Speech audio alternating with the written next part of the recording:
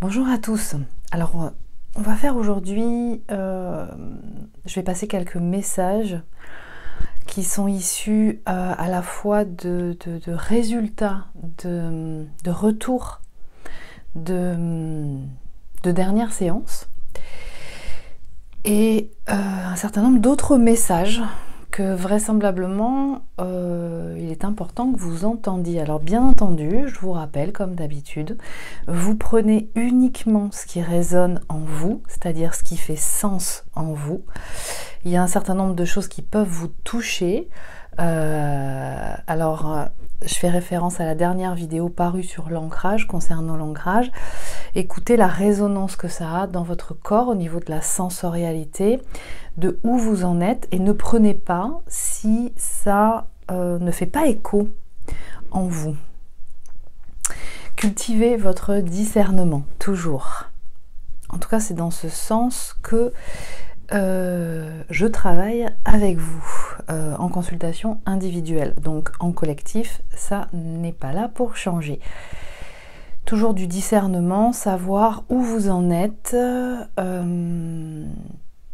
et ressentir les signaux au fur et à mesure que vous avancez, peu importe votre chemin.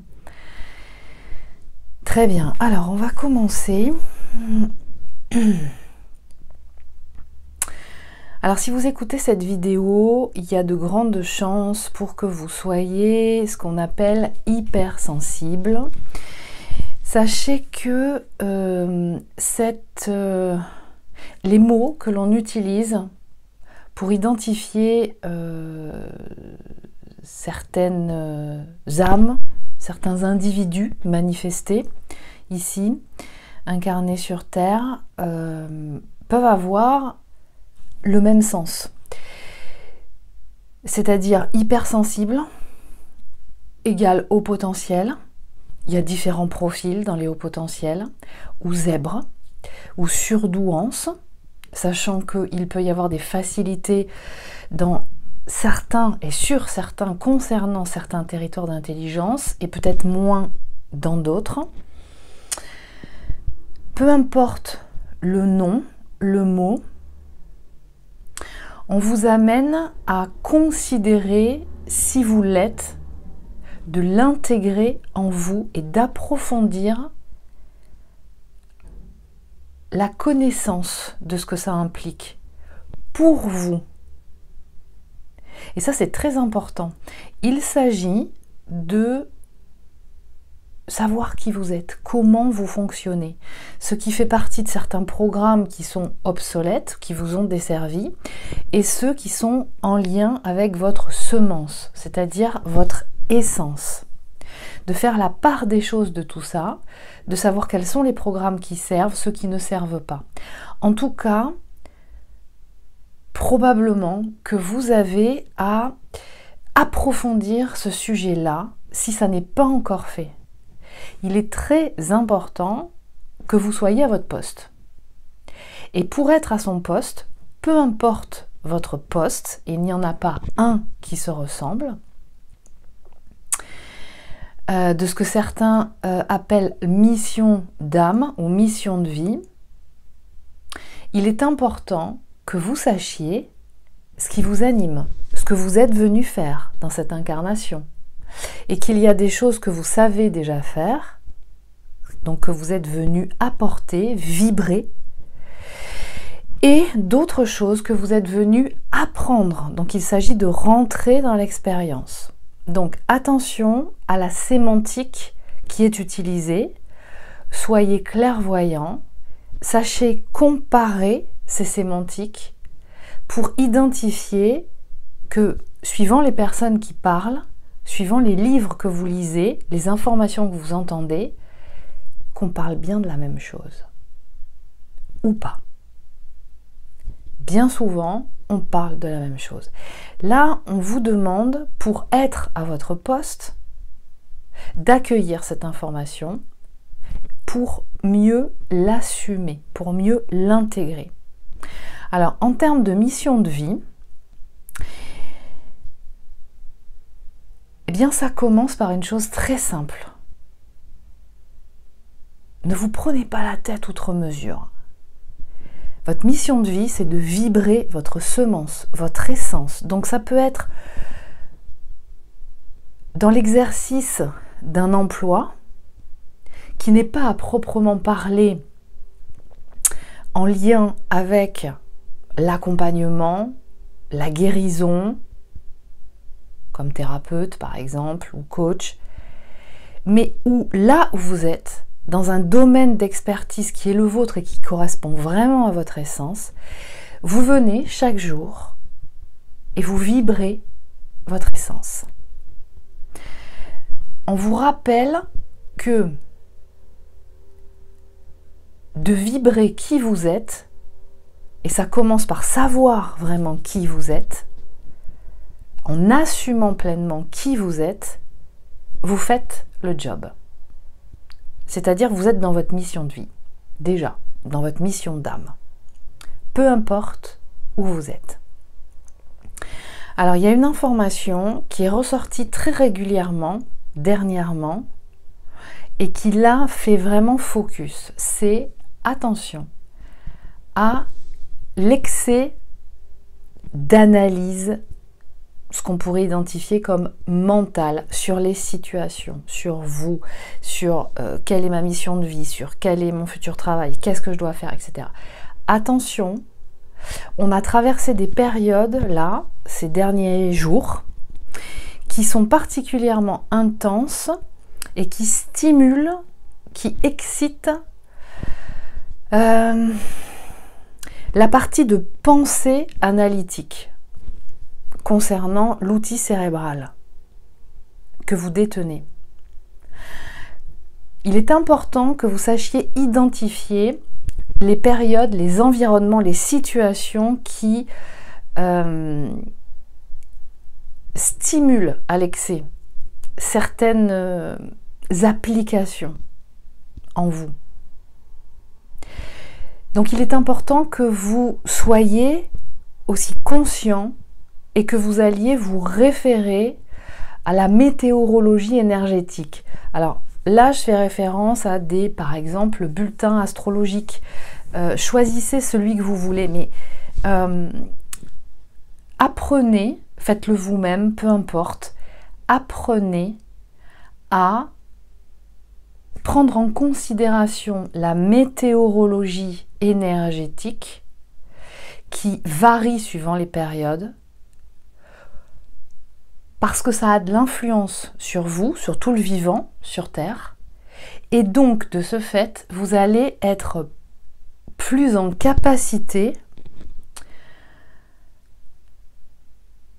d'accompagner ces périodes. C'est-à-dire, dernièrement, il y a une recrudescence d'excitation, d'excitabilité, avec une poussée vraiment de développement analytique. C'est pour quelque chose.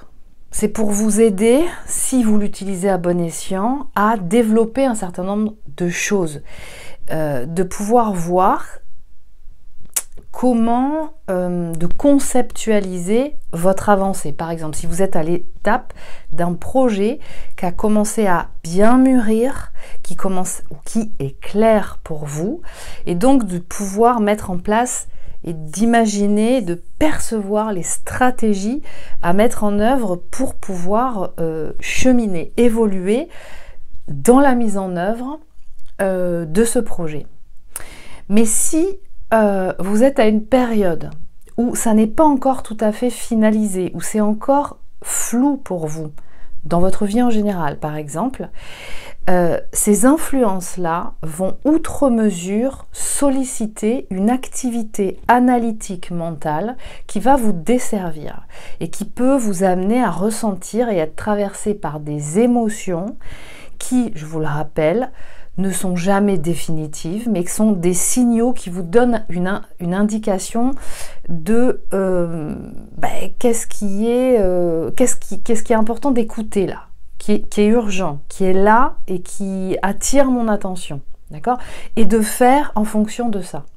Donc, en d'autres termes, il s'agit pour vous de développer ce qu'on pourrait appeler votre sagesse intérieure. C'est-à-dire, vous vivez dans un monde, nous vivons dans un monde où il y a aussi des influences extérieures qui vont, comme la météo, générer un certain nombre de choses à l'extérieur qui peut éventuellement contrecarrer vos plans, ce que vous aviez prévu. D'accord? Donc, on vous demande de développer cette intelligence de cœur, de pouvoir, quand vous ressentez un inconfort peut-être à un moment donné avec un cerveau qui mouline à 100 à l'heure au niveau analytique, de savoir que parce que c'est une période qui favorise particulièrement ça, de faire attention à ne pas tomber là-dedans et à développer des techniques qui vous ramènent dans votre corps et dans votre cœur pour revenir à l'essence, dans votre centre. Où est-ce que j'en suis actuellement? Quelle est la priorité? Là, je sens que ça s'emballe, que ça reprend le dessus au niveau de la pensée analytique.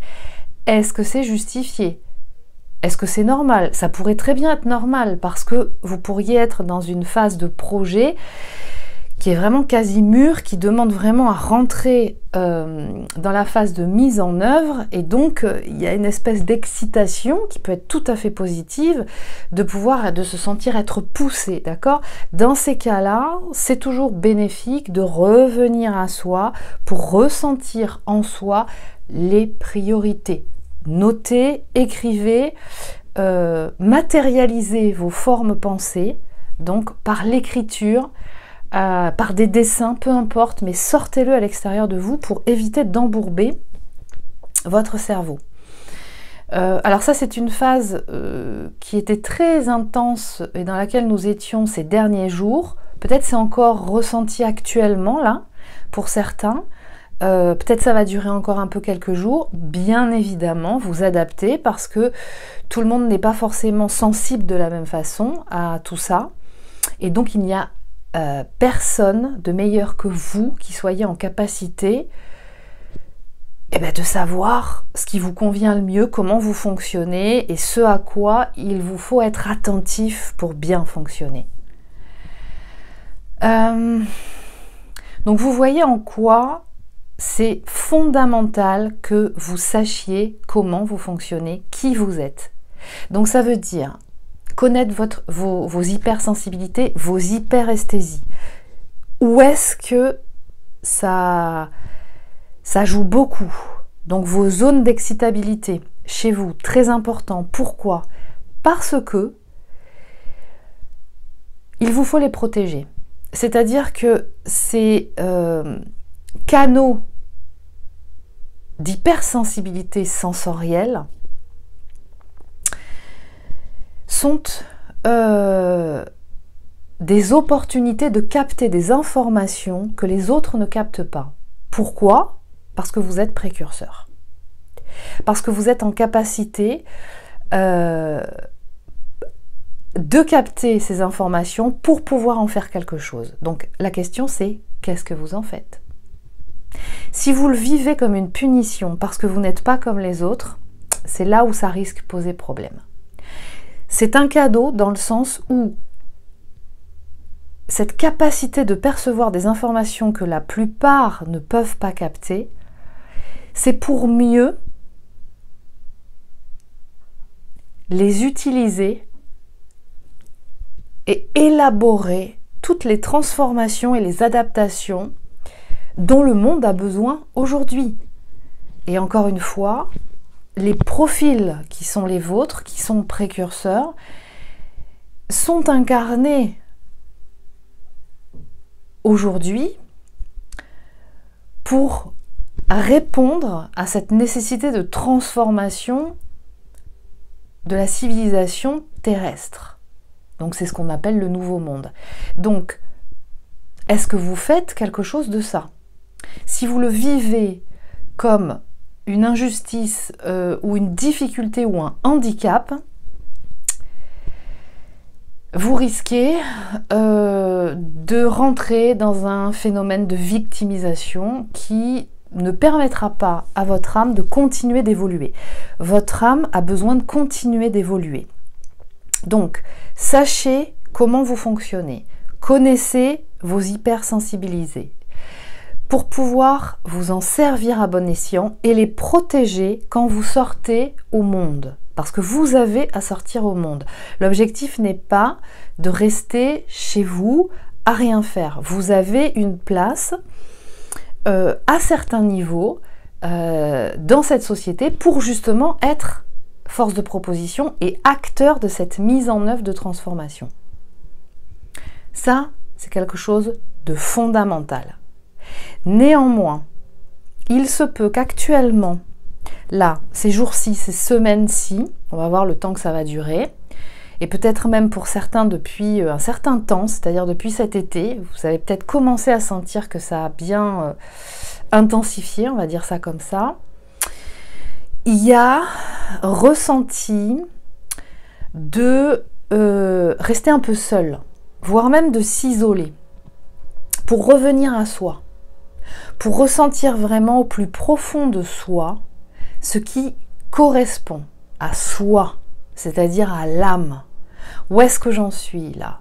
Est-ce que je suis sur le bon chemin? Est-ce que j'ai bien identifié tous les éléments ou les comportements qui m'empêchaient d'évoluer? Ai-je bien compris qui je suis, ce que je suis venue faire?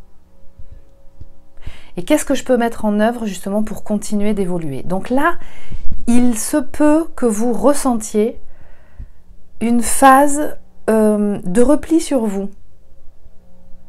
Alors, suivant les personnes, vous pourrez le vivre bien, dans le sens où c'est choisi. Vous savez écouter les signaux en vous qui vous appellent à ça, et vous faites en fonction de ça. Et vous organisez des moments où vous êtes tranquille, dans le silence, en face de vous-même, et vous n'avez pas envie d'aller dans des lieux où il y a beaucoup de foule, où il y a beaucoup ce qui va générer beaucoup d'excitation au niveau sensoriel, parce que vous sentez que c'est nécessaire pour vous. Pour d'autres, cette phase-là pourra être subie.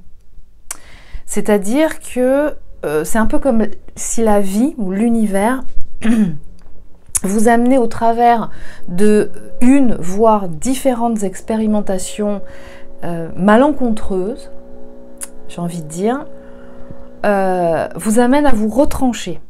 Et là, vous sentez que non, je sens que c'est pas juste là, parce que j'arrête pas de me prendre les pieds là dès que je fais un pas à l'extérieur sur tel sujet, sur tel autre projet, avec telle autre personne, peu importe comment ça se manifeste, mais en tout cas, vous pourriez, si vous n'êtes pas assez attentif aux signes extérieurs et aux signaux intérieurs de votre corps et de votre âme, et de l'univers aussi, ou de la source, appelez comme vous voulez, eh bien, il se pourrait que vous le viviez, cette période, comme quelque chose de subi, comme une espèce de punition. Sauf que ça n'en est pas une. Elle est nécessaire pour revenir à vous, en fait. Pour revenir à vous, pour continuer de vraiment être à votre poste, c'est-à-dire faire ce qui vous correspond de faire.